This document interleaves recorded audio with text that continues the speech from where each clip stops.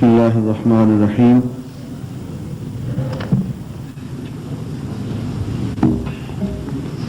ایک غلط فہمی جس میں کہ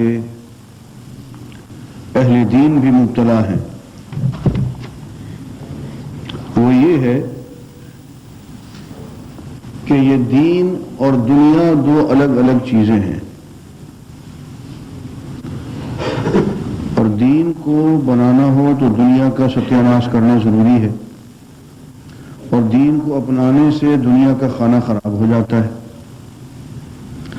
اور دنیا اختیار کی جائے تو دین چھوڑنا پڑتا ہے۔ ان دونوں کو اکٹھے نہیں چلایا جا سکتا۔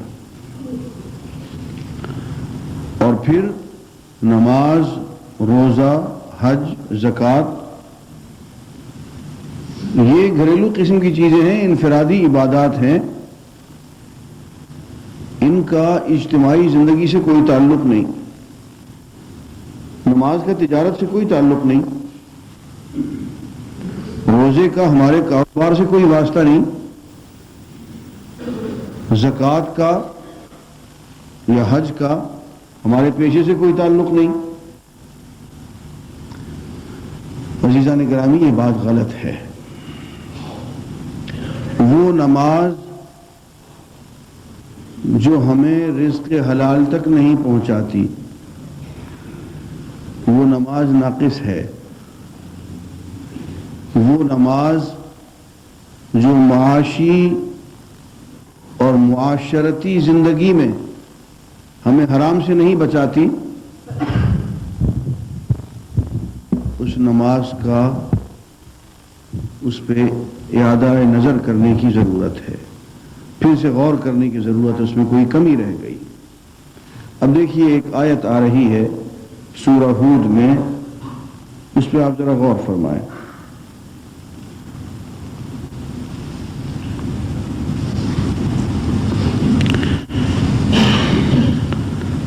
حضرت شعیب علیہ السلام کو ان کی قوم یوں مخاطب کرتی ہے، قالو، انہوں نے کہا، یا شعیب، اے شعیب، الصلاۃ کا، کیا تمہاری نماز، تأمرک، تجھے یہ حکم دیتی ہے، ان نترک، کہ ہم چھوڑ دیں، ما یعبد آباؤنا، جو ہمارے آباء و اجداد جس کی عبادت کرتے تھے، ہم اس کو چھوڑ دیں؟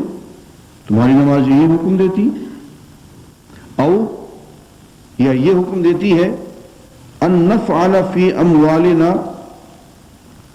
ما نشاء، کہ ہم اپنے ذاتی اموال میں، وہ جو ہماری ذاتی جائیدادیں ہیں، جو پیسے ہم نے کما رکھے ہیں، ان کو اس طرح سے خرچ نہ کریں جیسے ہم چاہتے ہیں۔ یہ اچھی ہے تمہاری نماز جو ہمیں ہماری جائیدادوں پہ تصرف کا حق ہی نہیں دیتی، پیسے ہمارے، جائیدادیں ہماری، اور نماز تمہاری یہ کہتی ہے کہ یوں خرچ نہ کرو، یوں خرچ کرو، یوں نہ کماؤ، یوں کماؤ۔ اور تمہاری نماز کا ہماری جائیدادوں سے کیا تعلق ہے؟ تمہاری نماز کا ہماری تجارتوں سے کیا تعلق ہے؟ کیا تمہاری نماز یہی حکم دیتی ہے کہ ہم جس طرح سے چاہیں اپنی جائیداد میں تصرف کرنا چھوڑ دیں، اور اپنی جائیداد میں کہ کس طرح سے خرچ کریں، کس طرح سے خرچ نہ کریں، ہم تجھ سے آ کے مشورے کرتے پھریں، تجھ سے آ کے اجازت لیں، پیسہ ہمارا ہے، خرچ کرتے ہوئے اجازت ہم اللہ کے رسول سے لیں؟ تو عزیزان گرامی، یہ خناس، اس کو سیکولرزم کہا جاتا ہے، اس کو لاطینیت کہا جاتا ہے۔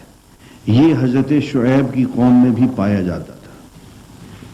وہ کہتے تھے کہ نماز پڑھو، لیکن نماز کا تعلق عبادت گاہ تک ہے، اس کا اثر بھی عبادت گاہ تک ہونا چاہیے۔ یہ کیا نماز ہوئی جو ہماری تجارت میں آن گھستی ہے؟ یہ کیا نماز ہوئی جو ہماری سیاست میں آن گھستی ہے، ہمارے ووٹوں میں آن گھستی ہے، کبھی ہمارے ایوان میں، کبھی ہماری عدالت میں، کبھی ہمارے چیمبر آف کامرس میں آن گھستی ہے؟ اپنی نماز کو وہاں سنبھال کے رکھو، اپنی مسجد تک باہر کیوں لاتے ہو؟ عزیزان گرامی، اس ذہنیت کو سیکولرزم کہتے ہیں۔ وہ نماز جو کہ پوری زندگی پہ نہیں چھا جاتی، پوری زندگی کا جو نماز احاطہ نہیں کرتی، وہ نماز ناقص ہے۔ دیکھیے ایک شاعر کیا خوب کہتا ہے کہ میرا کمال شعر بس اتنا ہے اے جگر، وہ مجھ پہ چھا گئے میں زمانے پہ چھا گیا۔ اس نماز کو اور نماز کے رب کو پوری شخصیت پہ چھا جانا چاہیے، پوری زندگی پہ چھا جانا چاہیے۔ وہ مجھ پہ چھا گئے میں زمانے پہ چھا گیا۔ پھر یہ فرق کرنا کہ نماز کا تعلق صرف مسجد سے ہے، مسجد سے باہر عدالت سے نہیں ہے، تجارت سے، دکان سے، سیاست سے، سیکولرزم سے نہیں ہے، یہ عقیدہ غلط ہے میرے دوستو۔ اسی کو سیکولرزم کہتے ہیں۔ دین میں اصل بات جو سمجھنے کی ہے وہ ہے جو 3-4 دن پہلے میں نے قرآن مجید کی یہ آیت پڑھ کے سنائی تھی کہ قل یا اہل الکتاب، اے نبی صلی اللہ علیہ وسلم ان اہل کتاب کو اور ان کے مشائخ کو، ان کے احبار کو، رہبان کو یہ بات سمجھا دو کہ لستم علی شیء، تمہاری کوئی حقیقت نہیں، حتی تقیم التوراۃ والانجیل وما انزل الیکم من ربکم، یہاں تک کہ تم نافذ کرو، قائم کرو تورات کو، انجیل کو اور اس قرآن کو جو تم پہ نازل کیا گیا ہے۔ جب تک کہ اس کو تم اپنی اجتماعی زندگی پہ نافذ نہیں کرتے ہو، تمہاری کوئی حقیقت، تمہارے حقوق، تمہارے مراقبے، تمہاری مجلسیں، تمہارے واعظ کوئی قیمت نہیں رکھتے ہیں۔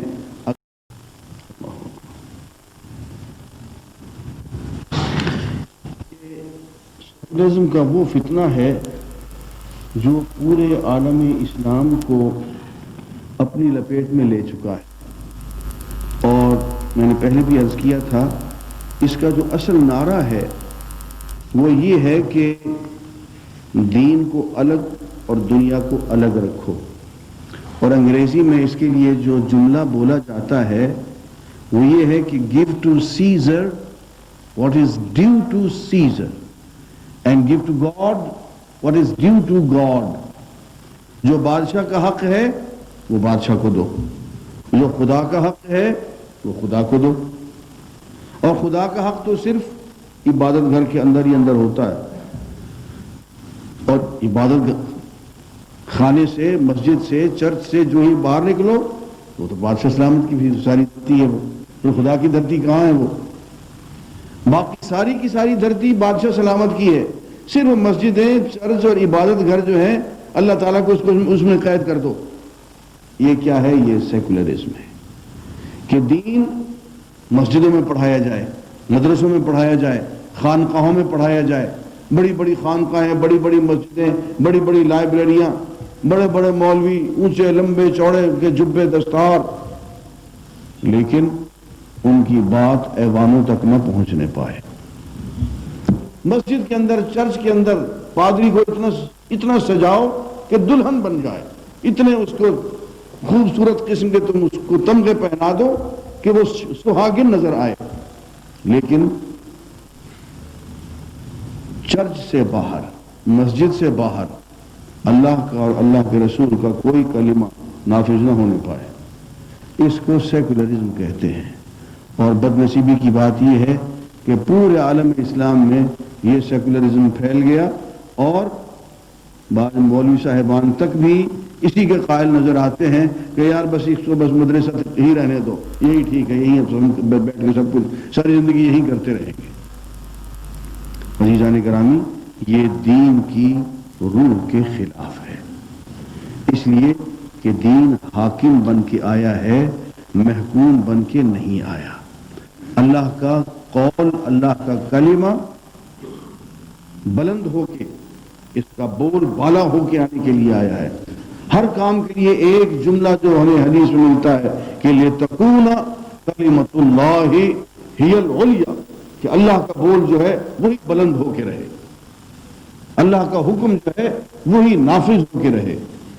اور ابھی آگے سورہ یوسف آ رہی ہے، اس میں ابھی آپ پڑھ لیں گے کہ اِنِ الْحُكْمُ الا للہ، حکم، حکومت، قانون صرف اللہ کا حق ہے اور کسی کا حق نہیں ہے۔ اور سورہ مائدہ میں آپ پڑھ چکے، من لم يحكم بما انزل اللہ فاولئک هم الکافرون، وہ لوگ جو اس حکم کے مطابق فیصلے نہیں کرتے جو اللہ نے نازل کیا ہے، یہی لوگ کافر ہیں۔